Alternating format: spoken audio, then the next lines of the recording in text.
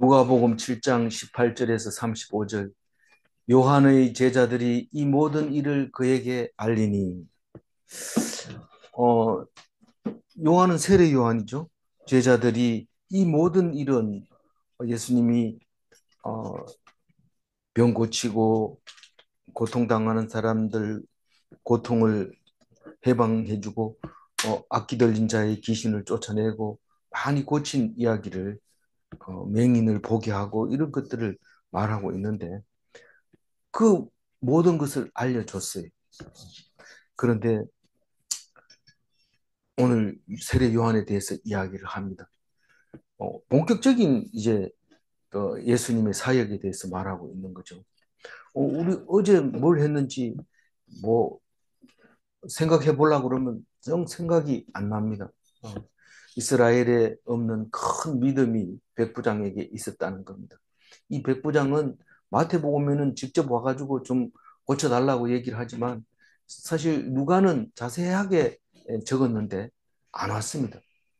백부장은 오지를 않고 어, 사랑하는 종이 병들었는데 이러면서 그 얼마나 종을 사랑했길래 유대인 장로들이 그 밑에 이 100km나 넘는 곳에서 장로 몇 사람이 이 사람 백부장이 종을 병을 고쳐줘야 되는 게 아니라 백부장을 보고 그 병을 고쳐줘야 됩니다라고 와서 예수님을 부탁을 했을 때 가자. 그리고 가다가 보니까 이 그 소식을 들은 백부장이 친구들을 보냅니다. 종을 보내는 게 아니고 그래서 그 친구들이 그 친구가 어떤 말을 하든지 들을 수 있는 참 말의 위력이 대단한 백부장이었다는 것을 우리는 잘 압니다. 백부장 친구는 누굽니까? 백부장입니다. 백부장 친구는 백부장인데 내가 왜 네 말을 들어야 돼? 이렇게 하지만 말을 들어야 되는 게 아니고 그 사랑에 내가 할게. 내가 할게. 그 험한 일을 내가 할게. 그렇게 했던 그 친구들의 모습을 생각할 수가 있습니다. 장로는 이 로마 군사의 백부장의 말을 들어야 될 이유가 없습니다. 그런데 그 백부장이 사람을 사랑하고 사람을 존귀하게 여기니까 그 친구들도 자기보다가 나은 사람들도 어른들도 다 솔선수범해서 너를 위해서 내가 하겠다. 그런 얘기를 하면서 어, 그 말 한마디면 다 듣습니다. 그냥 똑바로 얘기 안 해도 목숨 걸고 가서 어, 얘기했던 겁니다. 그런데 온다고 하니까 친구들을 보내서 감당 못 합니다. 뭐 음, 지금 뭐 어떻게 모셔야 될지도 모르겠고 내보다 높은 신의를 내가 모시기가 굉장히 불편합니다. 내가 못 모셨어서 그런 것도 있지만은 무엇보다도 여기까지 올 필요가 없습니다. 말씀하시면 다 합니다. 제가 말하면 다 듣지 않습니까? 그러니까 예수님도 말씀만 하십시오. 그러면 나을 겁니다. 낫겠습니다. 그렇게 얘기를 함으로써 이것보다 더 큰 믿음이 이스라엘에는 없었다. 왜 이스라엘이라고 얘기했어요? 그렇게 말씀하고 있는 그 이스라엘이 믿음 없이 말씀을 어, 읽고 있었다는 사실입니다. 지식적으로는 좀 뛰어나고 그 말씀에 가지고 있는 자부심이 대단합니다. 그 말이 오늘 또 그대로 나옵니다. 그 이스라엘 바리새인들의 생각이 오늘 그대로 나타납니다. 사실은 예수님은 바리새인들의 그 생각이 죽을 때까지 연결됩니다. 너희들은 말씀이라고 하지만 지금 반대로 지금 해석하고 있었던 거고, 너희들이 사람을 살리지 못하고 죽이는 율법을 쓰고 있다. 무거운 짐을 만들었다. 이 법은 사람을 자유하게 한 건데 너희들은 지금 거꾸로 쓰고 있다. 영리로 쓰고 있다. 순리대로 안 하고 있다. 다시 말해서 순종 안 하고 있다. 그 얘기를 하고 있습니다. 오늘 얘기도 순종 안 하는 얘기입니다. 그래서 그 얘기하고 또 한 가지는 뭡니까? 죽은 청년을 살리는 이야기가 나옵니다. 이 청년은 그냥 청년이 아니라 과부의 독자였어요. 외아들이었어요. 그러니까 온 동네 사람들이 슬퍼하고 울고 있습니다. 어떤 사람은 저기 이제 음, 아가 죽어서 슬픈 게 아니고 자기가 살 일을 생각하니까 걱정이 돼서 운다 이렇게 얘기하지만 이렇든지 저렇든지 간에 이 과부는 딱한 사정이 였고 많은 사람들이 조문객들이 그 청년을 위로하기 위해서 나오고 있을 때 예수님은 그 사람들만큼이나 가슴 아프게 생각하면서 지나치지 않고 가까이 가서 손을 대어서 청년을 살리내는 그 이야기를 하면서 예수님은 순리적으로 눈을 보면서 외면하지 않고 있는 것 그대로 가서 사랑을 전하고 하나도 돌려보내거나 못 본 채 하지 않았던 그 하나님. 지금도 여전히 하나님은 그렇게 하고 있습니다. 우리가 굶어 죽을까봐 양식을 대주고 얼어 죽을까봐 햇빛을 주시고 더워 죽을까봐 겨울을 주시고 그렇게 하는 것을 보면서 하나님이 우리를 향한 사랑이 얼마나 큰지 깨닫게 되었던 거죠. 그리고 이제부터는 이 세례 요한 이야기를 하려고 하는데 이 세례 요한 얘기를 하면서부터 예수님은 공생애의 제대로 된 사역을 시작하고 있습니다. 이 세례 요한이 아니면 예수님은 어떤 분인지도 알 수가 없고 세례 요한이 아니면 예수님이 어떻게 사는 것이 옳게 사는 건지 그거를 말할 수가 없게 됩니다. 그런데 세례 요한을 통해서 예수 믿는 것이 어떤 거라는 것을 알게 됩니다. 세례 요한은 여자가 낳은 자 중에 가장 큽니다. 그러나 믿음에 대해서는 없었던 거죠. 그래서 그것은 내가 온 이유가 아니다. 모두 다 믿음으로 말미암아 구원을 얻는다. 그 얘기를 하고 있습니다. 요한의 제자들이 예수님 따라다니면서 했는 일을 다 알렸어요. 그래서 세례 요한은 예수님이 향한 이적들을 다 알고 있었어요. 19절 읽어봅니다. 요한이 그 제자 중 둘을 불러 주께 보내어 이르되 오실 그이가 당신이니오니까 우리가 다른 일을 기다리오리까 하라 하매. 세례 요한이 의심하고 있는 거죠. 회의를 품었다. 그렇게 잘 믿던 사람이 갑자기 교회에 안 나오는 일이 생기는데 그것은 이렇게 다녀서 뭐 할까? 내한테 뭔 도움이 될까? 안 죽는다 하더니 죽는 걸 거짓말했구나. 음, 안 죽는 사람 하나도 못 봤는데 나는 안 죽는 데에서 나왔는데 다 죽는구나. 그렇게 생각하는 그 상황이 돌아왔습니다. 그걸 회의라고 합니다. 회의라는 말 잘 안 쓰니까 의심이라는 말을 씁니다. 요한이 정말 내가 가지고 있는 이 믿음이 진짠가? 그래서 말씀이 현실에서 해석이 안 되는 거예요.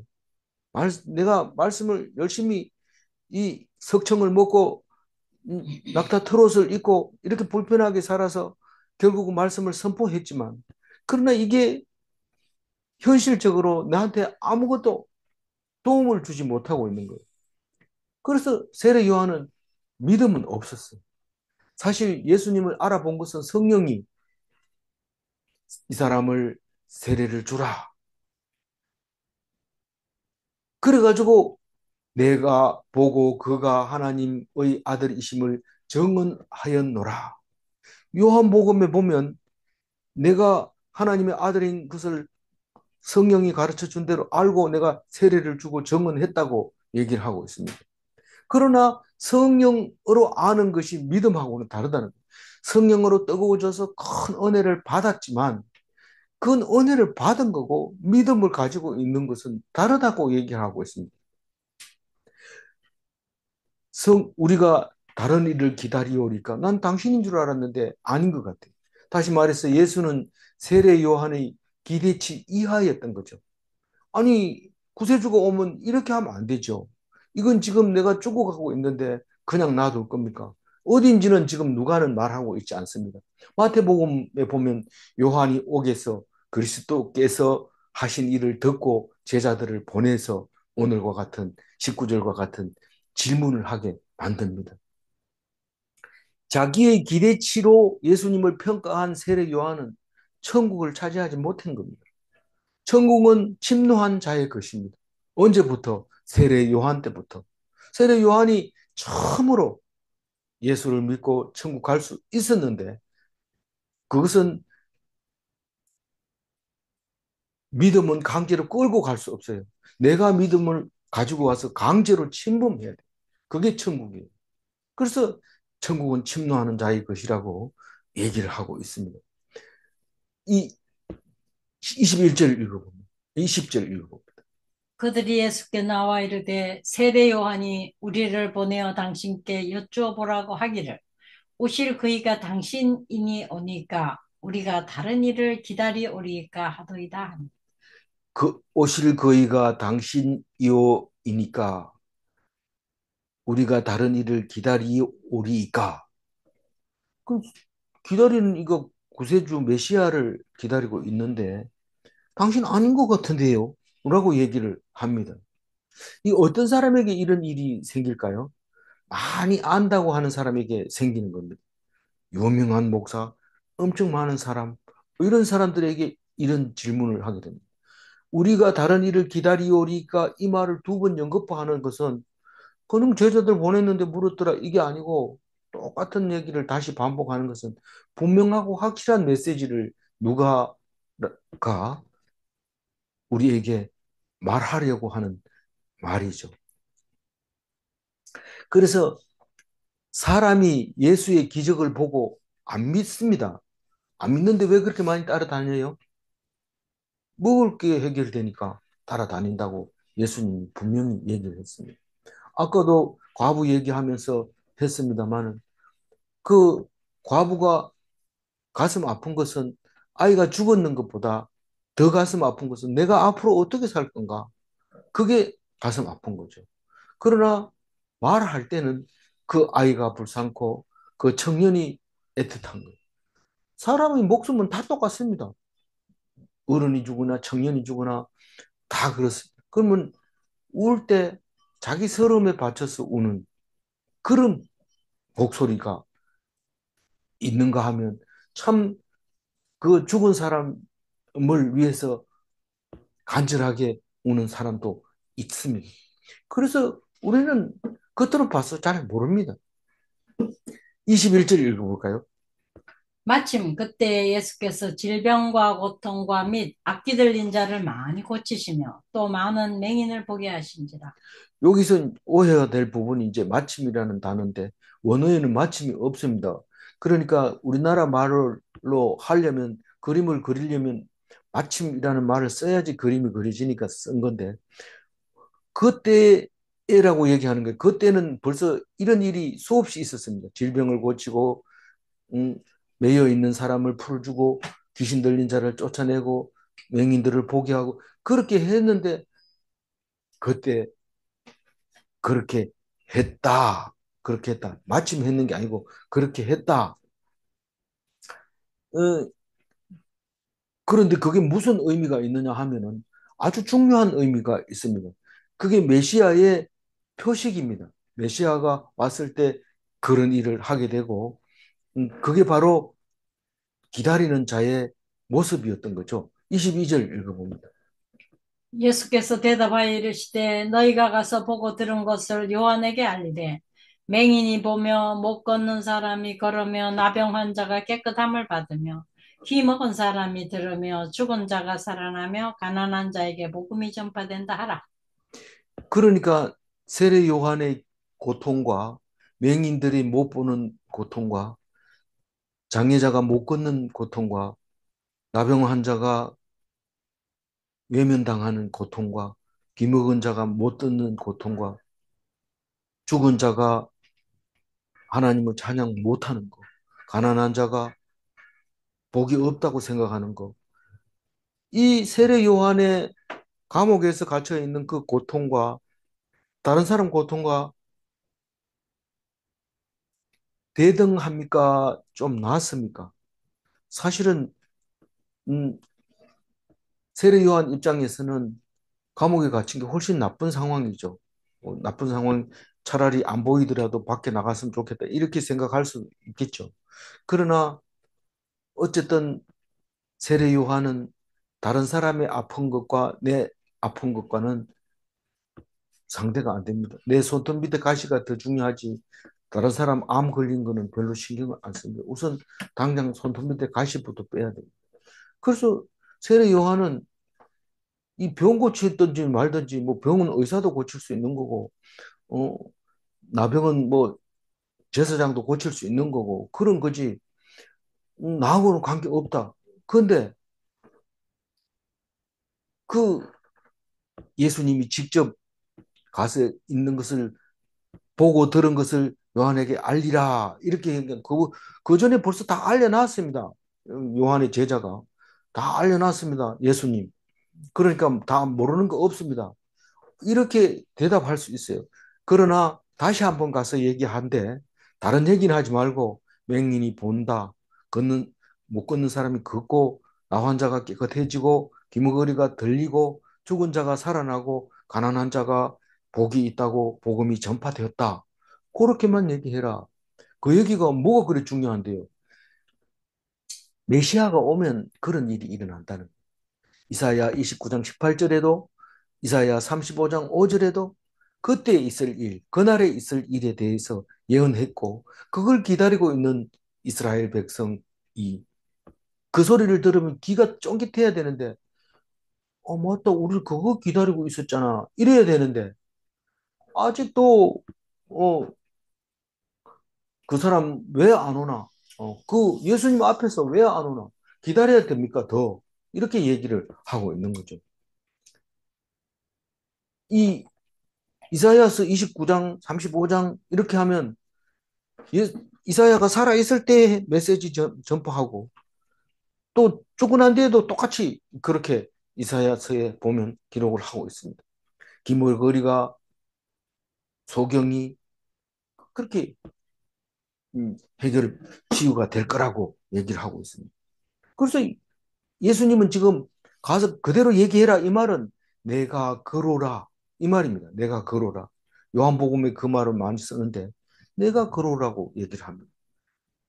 뒤에서 누가복음에서도 한 번 더 얘기를 합니다. 내가 그 사람이다. 너들 기다리고 있는 사람 그 사람이다. 어, 23절. 누구든지 나로 말미암아 실족하지 아니하는 자는 복이 있도다 하시니라. 지금 의심을 품고 있다는 것은 실족한 겁니다. 믿는 사람이 말씀을 듣고 아멘, 아멘 이래야 되는데 어느 날 갑자기 고개 푹 숙이고 앉아가지고 입으로 시부렁시부렁 하면서 제일 뒤에 앉아가지고 있으면 이 사람은 지금 무언가가 이상이 있는 겁니다. 뭐 실족했던 겁니다. 그게.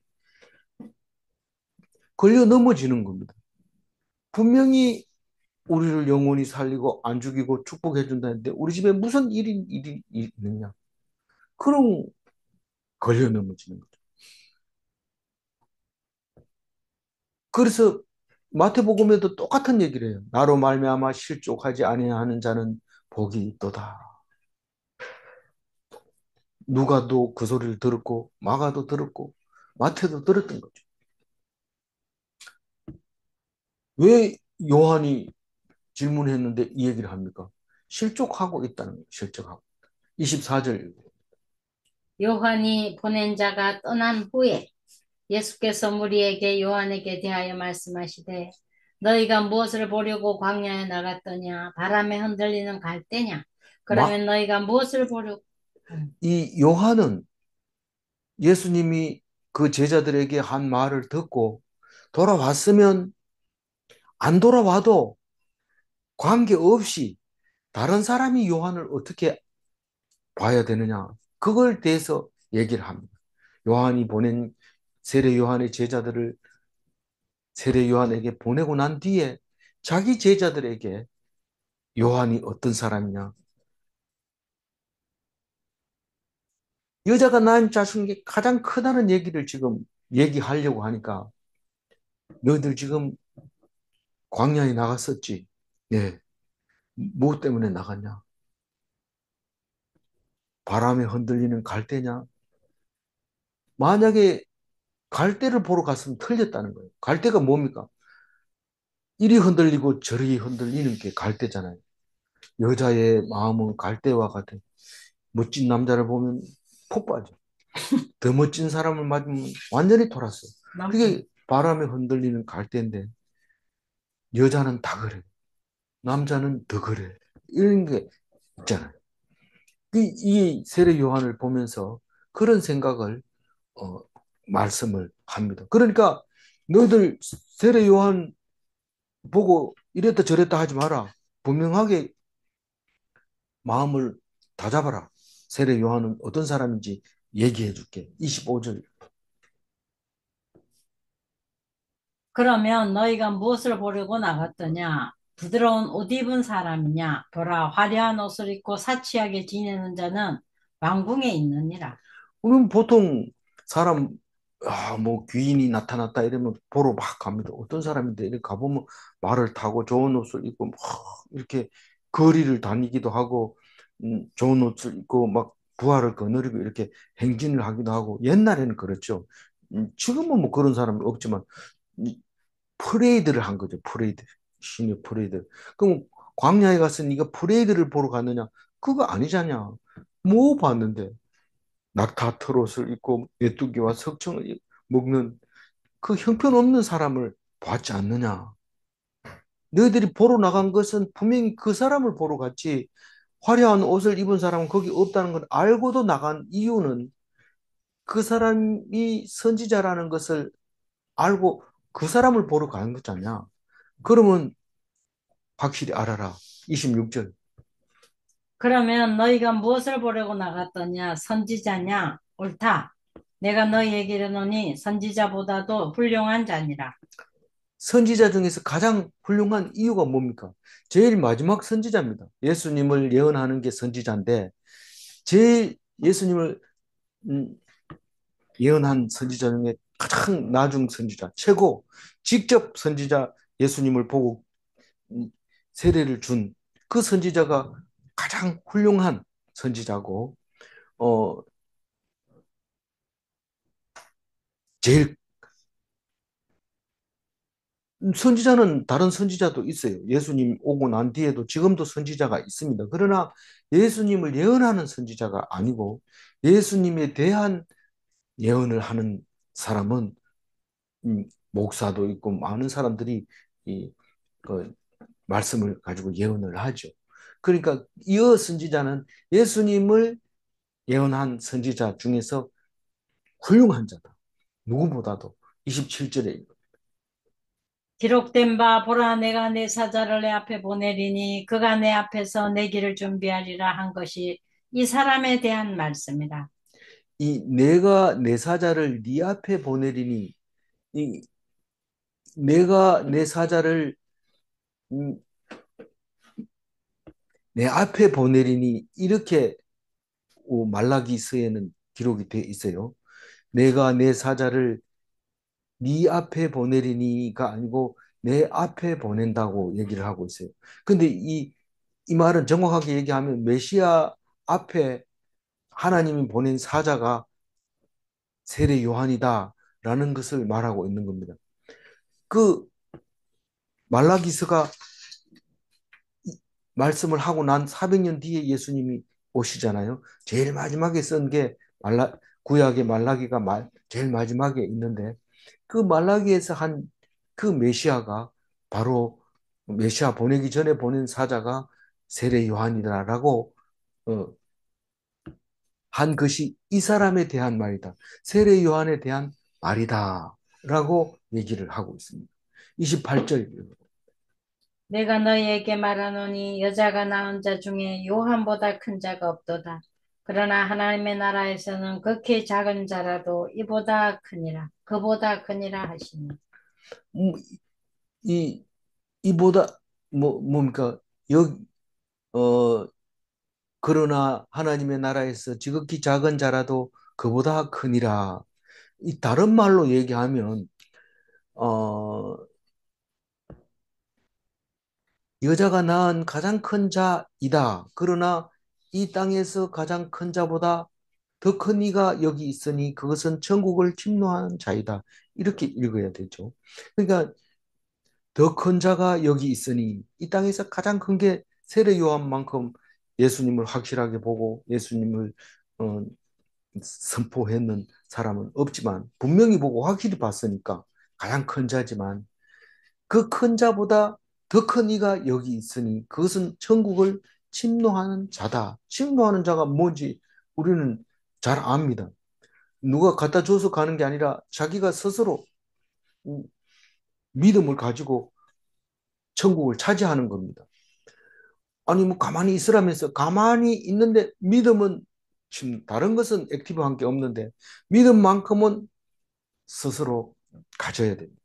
그냥 들어 누워 있으면 안 됩니다. 세월이 아깝습니다.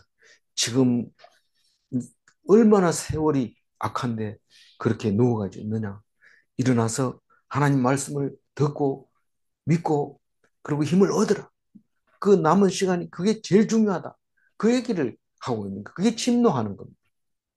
이 뒤에 가면 이 누가는 그런 얘기 비슷하게 얘기를 합니다.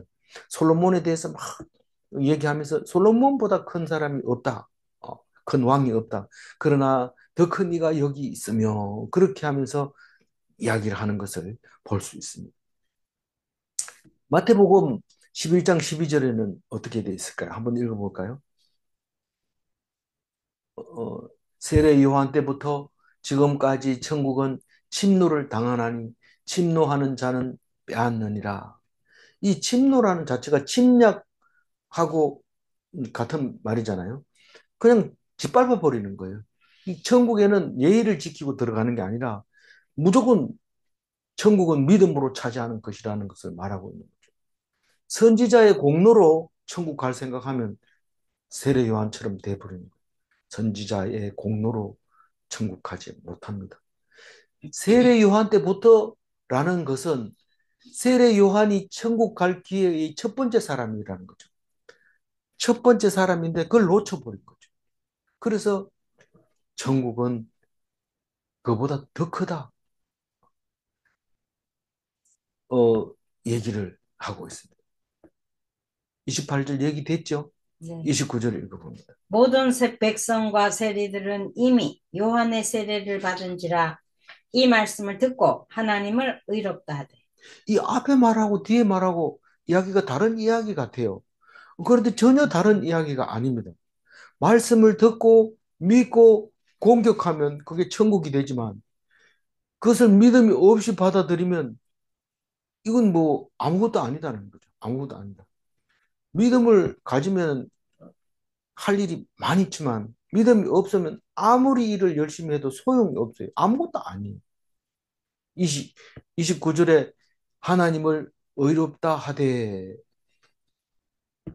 누가 의롭다고 했다고요? 세리들. 세례 받은 사람, 세례 받은 사람. 이 요한의 세례를 받은. 요한의 세례를 받은 사람. 예수님의 예수님도 세례를 줬으니까요. 요한의 세례든지 예수님의 세례든지 세례를 받은 사람은 하나님을 의롭다고 하는 겁니다. 그래서 제가 이 말씀이 굉장히 지난번에 이게 4년 전에 묵상한 건데, 어, 은혜를 받은 거죠. 세례를 받으면 하나님 편이 되고, 안 받으면 하나님의 대적이 됩니다. 바리새인과 율법 교사들은 안 받았어요. 왜요? 이 세례 요한이 욕을 해버리니까 못 받고 갔어요. 이 사탄의 자식들아, 마귀 자식들아, 이래가지고 야단쳐서 못 받았어요. 근데 모든 백성이 받았다고 얘기를 합니다. 사실 모든 백성이 다 받을 수는 없잖아요. 근데 받은 사람은 하나님을 의롭다고 했다는 것. 의롭다고 하는 사람의 모두가 하나님의 백성이었다는 겁니다. 성경을 읽을 때 이렇게 곰곰이 읽으면 훨씬 말씀이 달아지고 좋아지고 기뻐집니다. 이 세리들은 뭡니까? 바리새인들이 죄인이라고 생각하는 그 세리를 말하고 있습니다. 그러면 지금 모든 백성을 세리로 취급하느냐? 이 지금 내일 가보면 백성을 세리로 취급하는 것은 엄청 큰 거라는 것을 알게 됩니다. 죄인을 죄인에게 은혜를 풍성하게 준다는 사실을 깨달아야 되는 거죠. 그래서 세리를 아예 앞에다가 사람들이 전부 죄인이라고 생각하는 그 세리를 세리가 세례를 받았기 때문에 하나님을 의롭다고 얘기했다. 그 얘기를 적어 놓는 거죠. 30절 읽어볼까요? 바리새인과 율법 교사들은 그의 세례를 받지 아니하므로 그들 자신을 위한 하나님의 뜻을 저버리니라. 그러니까 안 받으면 하나님의 뜻을 저버리게 되는 거예요. 그럼 기회가 없어 못 받았는데 어떡합니까? 그거는 음, 딴 사람이 얘기해 줄 게 아니라 세례를 받았을 때 하나님을 의롭다고 부를 수 있기 때문에 세례를 꼭 받아야 된다는 거. 놀라운 거죠. 그건 뭐 그게 그렇게 힘이 있습니까? 힘이 있습니다. 세례 받은 사람과 세례 받지 않는 사람 다릅니다. 그러니까 할례도 마찬가지입니다. 할례를 받은 사람과 안 받은 사람과 완전히 다릅니다. 지금은 예수님으로 말미암아 할례는 받을 필요가 없게 됐지만 그 무슨 얘기를 하다 말고 할례 받았냐 이렇게 하면 얘기 잘 나가다가 갑자기 딱 멈춰버리게 되기 때문에 그렇습니다. 세례 마찬가지입니다. 하나님 말씀 막 이렇게 하다 보면 세례 안 받아놓으면 하나님의 말씀이 잘 안 들어가고 오히려 세례 받은 사람들을 공격하게 되는 수도 있는 것이죠. 그래서 이 아무것도 아닌 것처럼 보여지는 그게 엄청나다는 것을 보여주고 있습니다. 31절. 또 이르시되 이 세대의 사람을 무엇으로 비유할까? 무엇과 같은가? 이 비유가 바로 제가 방금 30절을 설명하면서 음, 얘기했는 그건데 그 비유를 말하고 있는 겁니다. 이 32절을 읽어봅니다. 비유하건대 아이들이 장터에 앉아 서로 불러 이르되 우리가 너희를 향하여 피리를 불어도 너희가 춤추지 않고 우리가 곡하여도 너희가 울지 아니하였다 함과 같도다. 세례 그거 뭐 받아가지고 뭐 한 건데 뭐 물 부어가지고 사람들 앞에서 그렇게 하는 게 뭐 그게 대단한 거 하나님이 뭐 꼭 그렇게 해야 된다 했냐? 이 장터에 앉아서 피리를 불면은 춤을 춰야 돼요. 그런데 싱겁게 뭐 여기 피리 분다고 다 춤추면 내가 뭐 꼭두가시 인연이냐 뭐 그렇게 하면서 안 추는 거예요. 무슨 이유가 그렇게 많은 거예요. 이- 아니 우리에게 주어지면 이게 하나님이 하라는 거구나 하고 순종하는 것이 그게 하나님 앞에서 하는 거예요. 아니 말도 안 된다. 말도 안 되는 게 아니고 순종이 그런 거라고요. 사람을 통해서 우리를 순종하게 하는 겁니다. 누구하고 막 다투거나 막 이렇게 무시하거나 그렇게 해서는 안 된다 이 말입니다. 그게 비유가 그 얘기입니다. 무시하는 거예요. 한 사람은 피리 부을 수도 있고 한 사람은 춤 안 출 수도 있죠. 그러나 피리 부은다는 것은 기쁘고 춤추라는 거 그죠? 춤추라는 거. 그래서 아니 사람이 안 추니까 코브라가 춤추는 거. 코브라가 피리 부으면 코브라가 벌떡 서가지고 춤을 추는 거. 사람이 안 추니까. 그러면 안 되잖아요. 우리가 곡하면은 좀 최소한 같이 울어줘야 되죠. 근데 난 뭐 그 사람하고 관계없어. 사람이 죽을 수도 있는 거지. 뭐 이렇게 하는. 근데 예수님이 과부 아들이 죽었을 때 같이 울어주고 가슴 아파했던 것이죠. 근데 이 얘기를 왜 합니까? 세례 요한 얘기해놓고 왜 합니까? 세례 요한은 아무것도 아니고, 예수도 아무것도 아니고, 누가 그런다고요? 바리새인과 율법 교사들이 그런다는 세례 거예요. 안 받은 사람. 세례 안 받은 사람들이 그런다는 거예요. 그러니까 그게 순종할 수가 없다는 거예요. 순종 안 하는 게 하나님의 뜻을 저버리는 거예요. 33절. 세례 요한이 와서 떡도 먹지 아니하며 포도주도 마시지 아니하며 너희 말이 귀신이 들렸다 하더니 이게 광야에서 그냥 아무것도 안 먹고 그냥 석청만 먹고, 그러니까 꿀만 먹고 이렇게 자란 거죠. 그러니까 포도주 주니까 안 먹습니다. 하나님이 나를 이렇게 나실인으로 만들어줬다고 하면서 안 먹습니다. 밥 먹으라. 난 석청 먹으면 쓰니까 안 먹어도 된다. 밥 조금만 안 먹어도 그냥 머릿속에 밥을 뭘 먹을까 이 생각만 자꾸 자꾸 들어오는데 이 세례 요한은 그렇지 않으니까 미쳤다. 옛날에 신들리면 안 먹습니다. 슉슉슉 소리만 내고 안 먹습니다. 귀신 들렸다. 34절을 읽어봅니다. 인자는 와서 먹고 마시매 너희 말이 보라 먹기를 탐하고 포도주를 즐기는 사람이요 세리와 죄인의 친구로다 하니 그 예수님이 와가지고 내가 세리를 위해서 왔다. 죄인들을 위해서 내가 왔다. 이러니까 야, 저 죄인들 친구 온다. 우리 며느리가 교회 갔다 와가지고 막 울면서 기도하면 왜 그러냐니까 예수님이 내 죄 때문에 죽었어요. 이러면서 막 울고 이러니까 시어머니가 다니면서 그 우리 며느리 아이가 다니는 교회 음, 그 사람은 며느리 죄 때문에 십자가에 달려 죽었대 이러고 얘기를 하는 거죠. 그게 뭔가를 마음에 담아두지 않고 그냥 겉으로 그냥 말 소리만 가지고 그냥 그렇게 하는 이 그렇게 비유를 한 거죠. 순종하지 않는 거예요. 말에 딱 들으면 아 이게 내 소리구나 나한테 하는 소리구나 이래야 되는데 겉으로 하니까 또 이 말을 듣긴 들었는데 또 생각이 안 나요.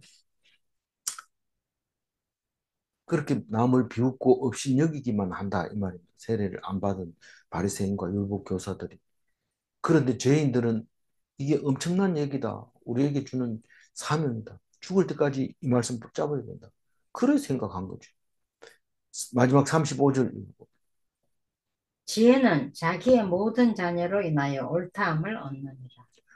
이걸 얼핏 읽으면 자기 자녀들이 지혜롭게 부모를 지혜롭게 한다. 뭐 이런 말로 잘못하면 읽을 수 있어요.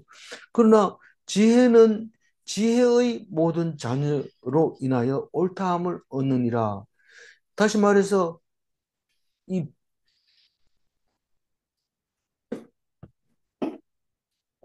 지혜의 자녀, 믿는 사람은 그 지혜로 믿는 믿음으로 말미암아 옳다함을 얻는다는 얘기입니다. 그러니까 불신자는 요한도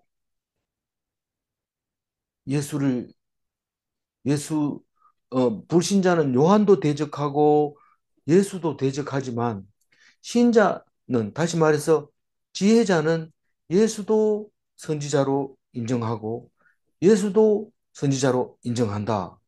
선지자라고 다 천국은 가는 게 아니구나 하는 말이 오늘 이야기입니다.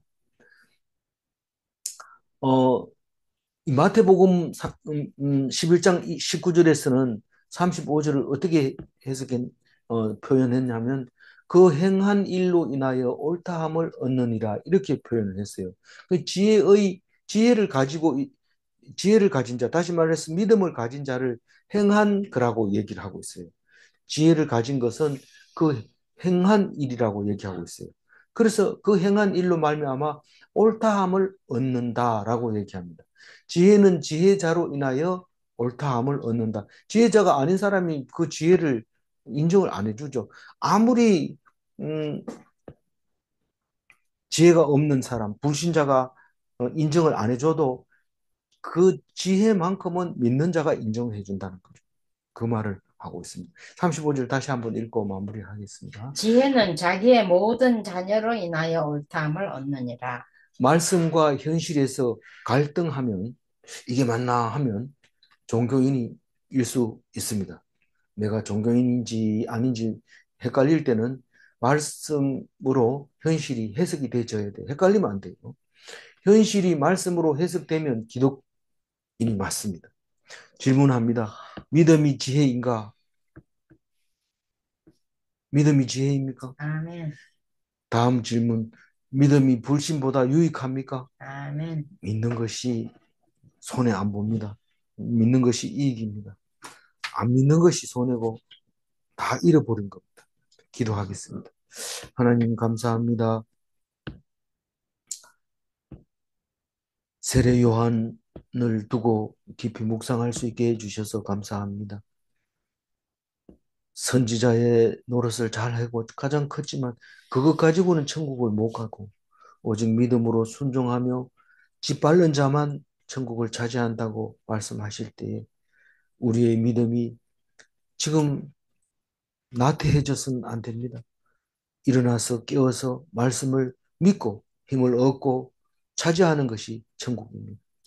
하나님 나라를 차지할 수 있는 믿음을 허락하여 주옵소서. 우는 자와 함께 우고 피리 부는 자와 함께 춤출 수 있는 순종하는 백성 되게 하여 주옵소서. 감사드리옵고 우리 주 예수 그리스도 이름으로 기도 올리옵나이다. 아멘.